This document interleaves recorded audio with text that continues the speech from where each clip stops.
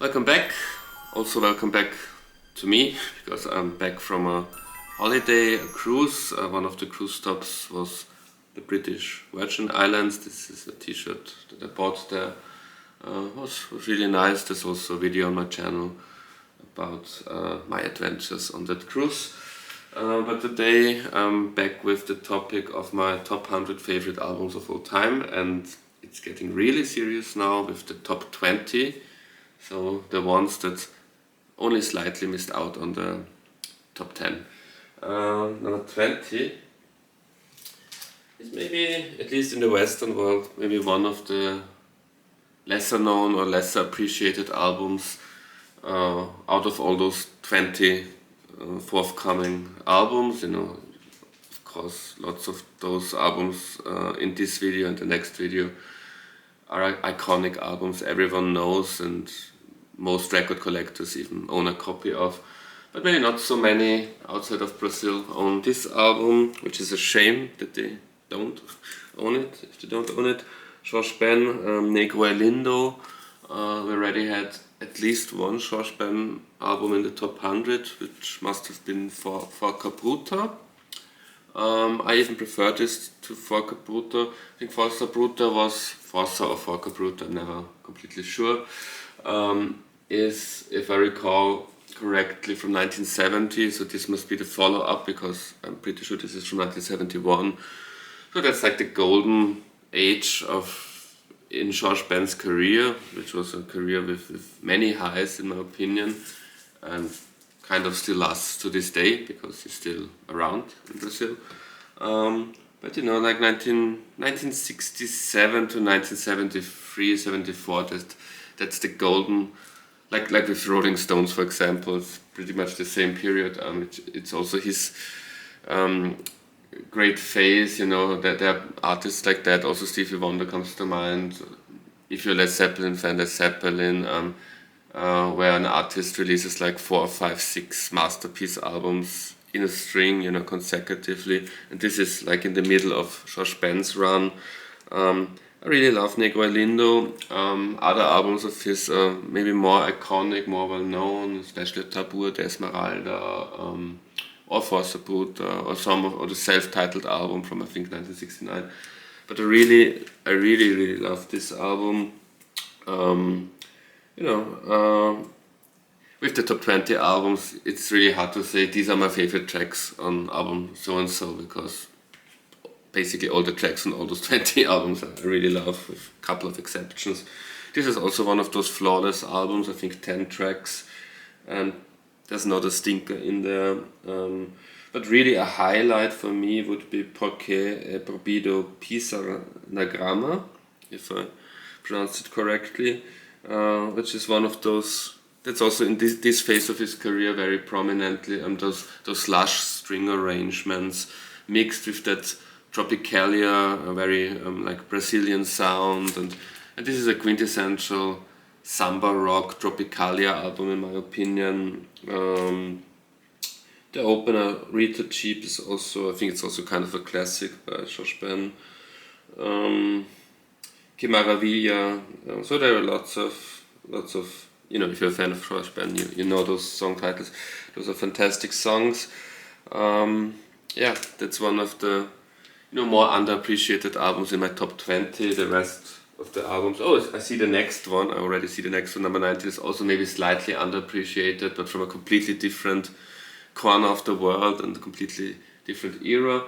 So I'd say number 20 and number 19 at least aren't really that iconic, but I think in the top 18, at least 15, 16 of those will be very iconic albums. So not many dark horses left for me here. But number 19 is such a dark horse. It has at least one thing in common with Negro E Lindo, which means black is beautiful, if I'm not mistaken. It has in common with it that it's also more folky affair, lots of acoustic guitars, and it's a band that only has this album in their catalog that's like that. This is it's the best album of the group, I would say, but it's one of the more atypical albums, since it's the one album where they thought we're going to do a more acoustic-y one produced by Brian Eno. It's by the Mancunian band James, 1993's Late. You know, I don't really watch TV shows these days, you know, new TV shows on Netflix. I don't even have a Netflix subscription. But I was guest in a podcast half a year ago or so about our favorite Britpop albums. Was the title of the podcast, it was in German language in Austria. And I suggested this, which is a strange thing in itself to say this is a Britpop album. It's not really a core Britpop album, but it's from that era and it's from a band from Manchester. So I thought I could, you know, shoehorn this in. You know, everyone going for Oasis, Blur, Pulp, Suede. I thought let's have one, like a little dark horse in there as well. And you know, the hosts of the podcast weren't really that familiar with James, but they all knew the title track, and I was like, why this isn't even, you know, in my opinion, you know, from living in the 90s with all these albums, that isn't even the biggest hit. I would say sometimes was at the time the bigger hit from that album, but they told me that Late is a very famous song these days because it's like the title song of a very successful Netflix show. So I didn't know that. So I'm a fan of this album since the 90s. Not since 1993, I was 10 years old then, it would be a bit too soon for me. But around 1998, when their great Best of compilation, Best of James, came out, I think I bought this in the week it came out because I read a very positive review on that, and after that I was hooked and I was a big fan. And very soon after the Best of, I discovered this album, and it's to this day my favorite James album. And yeah, I just recorded another video, a collaboration with Murdoch from Murdoch's Music Minute. I don't know if the collaboration with Murdoch will be released before this video or this video before the collaboration, but in that video yesterday, one of the topics was bands we really love but never talk on our channel about.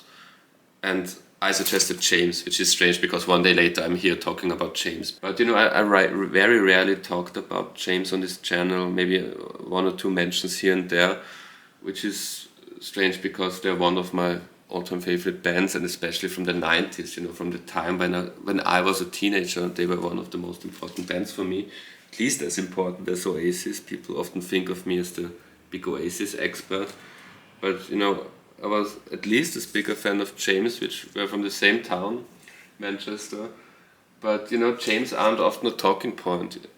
Oasis are, of course. You know, Oasis are this big tabloids bands with the scandals and the sex, drugs and rock and roll image, and James never really had that narrative, that big rock iconic narrative, which is a shame. So that's the reason why they're always a bit underappreciated. Even now with this Netflix show song, I checked it on Spotify, it's really their biggest song on Spotify, so that the Netflix show must have really boosted their fame level in a way in recent years, but still very underappreciated band that made really great albums in the 90s. And Late, this strange acoustic-y Brian Eno production is fantastic. You know, I think they should do such an album again, you know, an acoustic album, and maybe even produced by Brian Eno if he's still active as a producer these days. Because the Brian Eno factor is like there are really cool synthy sounds and soundscapes as well in there. It's really a very good production, but it still has, you know, all the James elements as well. It's atypical, but still it's a typical James album, because it also has this like slightly esoteric vibe and new agey vibe, which sounds like which doesn't sound very appealing to many people if you say an album sounds very new agey, but it's really new age in the best kind of way, and very eerie sounding, very emotional sounding also. And the lyrics, as usual with Tim Booth, very, you know, very sensitive lyrics, very soul-searching kind of lyrics, and fantastic melodies, fantastic arrangements. This is really outstanding album. So I think that must have been it with the...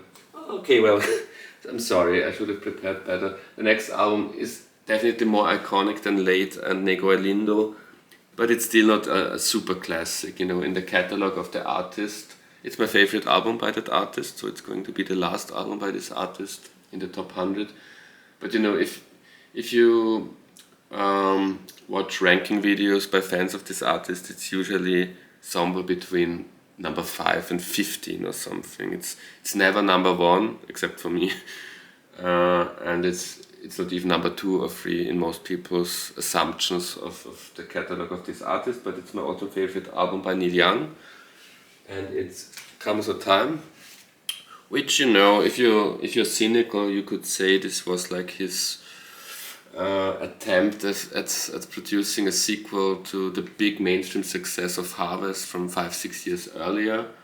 You know, in 1991 or 1992 he made the real sequel, called it even Harvest Moon, and it became a big success again. This was also kind of successful, but not as successful as Harvest, and maybe not even as successful as the album afterwards, Rust Never Sleeps, which is my second favorite Neil Young album, which we already had in the top 100.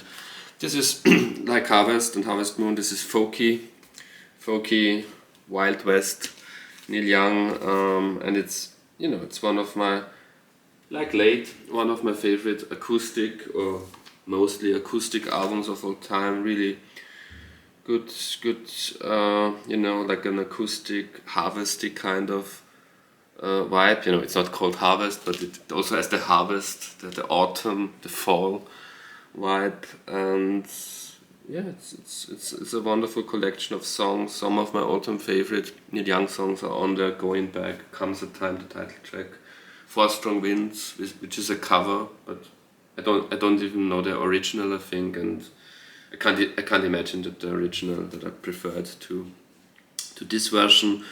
Lotta Love was also, I think, by the you know, there's a disco version, I think, by Nicolette Larson, which was also kind of a mainstream pop hit, and I can't even decide which version I prefer, because I have a soft spot for disco music from the late 70s. This is from, I think, 78 or 79, this album, 78 I think. I like both versions of Lotta Love. One of my favorite Neil Young songs ever. And now it's really time for an iconic album. So this is, you know, it doesn't really get much more iconic if you're a Beatle and especially a George Harrison fan. My all-time favorite Beatles solo album, and I don't think I'm alone with that. All Things Must Pass by George Harrison from 1970. You know, with these iconic albums, what can you say about them? You know, I can't really say anything new about it. So, as you just witnessed, I think I tend to talk more or longer about the not that iconic albums, and I don't think I have to say too much about it. I mean, I did already on my channel at least 3 or 4 videos where I talked a lot about this album, and I ranked George Harrison's albums. My favorite autumn albums. There was an episode a couple of years ago, and it is one of my favorite autumn albums. You know, albums to listen to in autumn. Yeah, it's a perfect statement. It's kind of a visionary album, and he never really was able to top this. Again, iconic. I think we're now at number 16. Let me have a look at my notes if it's really number 16. Yeah, number 16. Again, doesn't really get more iconic. Purple Rain by Prince and the Revolution, which always was and is my favorite backing band for Prince. That's my favorite phase of his career, the mid-80s. Yeah, again, an album, everything has been said about this album, and like with the George Harrison album, and with most albums in this top 20, of course, in my opinion, the best album of this artist. Fantastic climax of an artist kind of album, and I'm not even tired of the title track, you know. I just love the song Purple Rain, but it's also one of those albums, even the so-called album tracks, and there aren't many, because like Thriller, you know, I think this is like his Thriller, you know. He was like Oasis versus Blur, Michael Jackson versus Prince was also a thing in the 80s, so he constructed this to be his Thriller, and I think it's the better album than Thriller, but of course Thriller sold more. It's the more artistic album than Thriller, and like Thriller, it has like 5, 6 or 7 singles out of 8 or 9 tracks, but even the 2 or 3 non-single tracks are brilliant and could have been singles as well. So that's how good this album is. Number 15 is now something, well, is it something completely different? I would say yes. It's Marquee Moon by Television, but again, kind of an album where an artist, in this case the band Television, CBGB's American punk band from the mid-70s, so even before 1977, from which year is this album? This is from 1977, but the band already, you know, they performed at the CBGBs around 75, 76. Again, this is an album where the artist was never able to top this. This was, you know, this is like a mountain of an album, and this is Television at the mountaintop of their career, and I think it's a debut album, right? So if it's a debut album, and I think it is, then it's also could be made a case for one of the best debut albums of all time, and a debut album that really encapsulates everything a band is about in one album. And again, it's like with Purple Rain, the title track is the outstanding one, the most iconic one, and for a reason. I think it's the best track on the album, Marquee Moon. But again, it's also an album, like all my top 20 favorite albums, where each track has a reason for being there. Each track is important, and it's really woven together to have a really good vibe, a good feel. It's a good flow. And yeah, it's those long 10, you know, it's a punk album, one of the earliest punk albums, and yet it breaks all the rules of punk, because all those songs are like 5, 6, 7, 8, maybe 9 or 10 minutes long, some of them, with lots of guitar duels and dueling guitars, 5-minute solos. So, you know, this is at the beginning of punk already an album that's like London Calling 2 years later would, you know, be so much more than just a punk album. And probably the best. You know, if we say this is a punk album, then let me have a look. It's probably my favorite punk album, because we already had Nevermind the Bollocks, London Calling, and Raptus Norvegicus, for example. Number 14. I think I already talked about this artist in this video. In which context? I think when I talked about the string of albums, you know, an artist that has like 5, 6, 7 masterpieces in a row. With this artist, most would argue this is the last in that string of masterpieces. So this was an album. This was an artist that really, you know, in tiptoed to the top with one masterpiece after the other. You know, if I talk about the albums now, you already know which artist it is. You know, Fulfilling Ness's first finale, Talking Book, Inner Visions. That's where I'm coming from, which is, for me, the start of that phase. Most people would say Music on My Mind is the start of the phase, but I even prefer That's Where I'm Coming From. And I even think that Signed, Sealed, Delivered from the from like 67, 68 is already the start of the phase, but that's just my opinion. But the end of that phase was the ultra masterpiece, the Soul Sgt. Pepper, as it was called in one review, Sgt. Pepper of Soul Music. Songs in the Key of Life by Stevie Wonder, one of the best double albums of all time. I also like the album he did next, but that was an album where most people would say he fell off a cliff, you know, the Secret Sounds of Plants or whatever it was called, soundtrack album. Most people think this is strange that it's coming from the same artist, since they think that the Plants album is such a failure. But I like the Plants album. It's not as good as this, but it's still a very good album.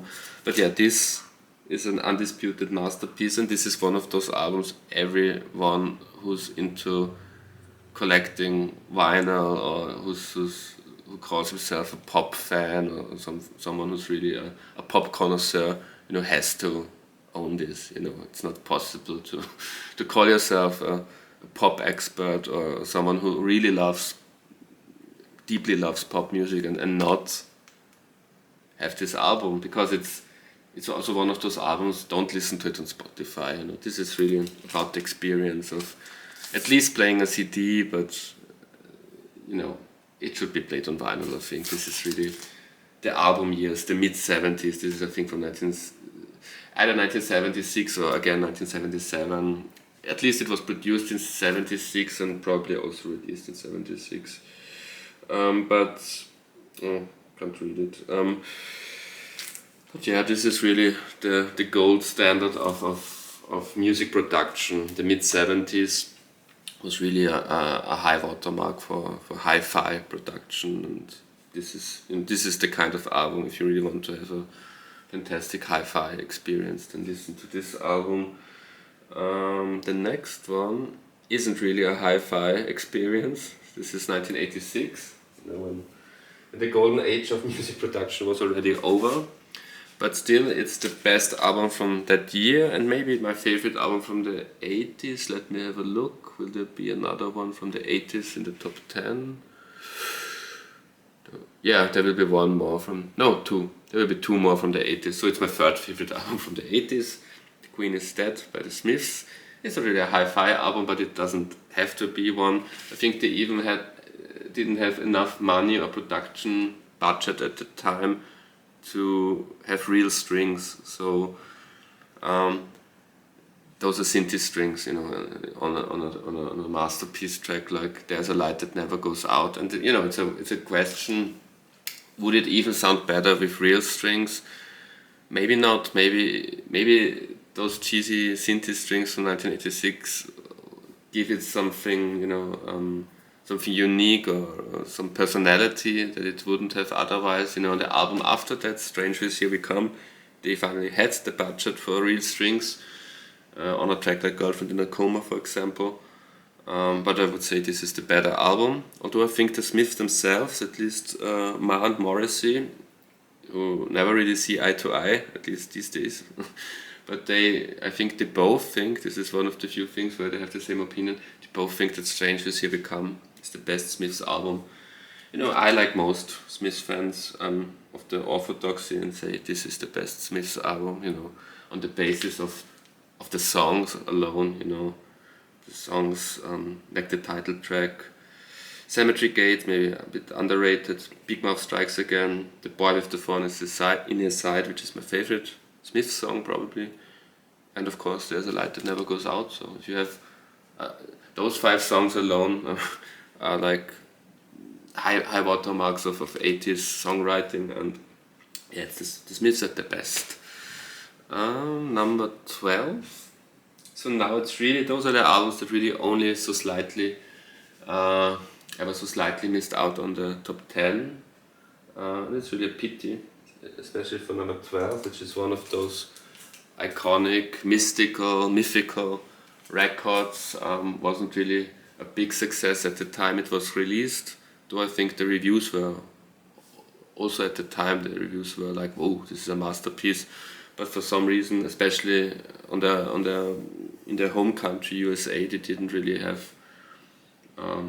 fulfill their commercial potential.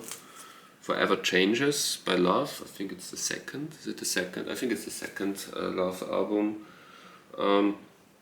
What a fantastic album! Again, this is one of those cases where you need every track on the album, and there's only,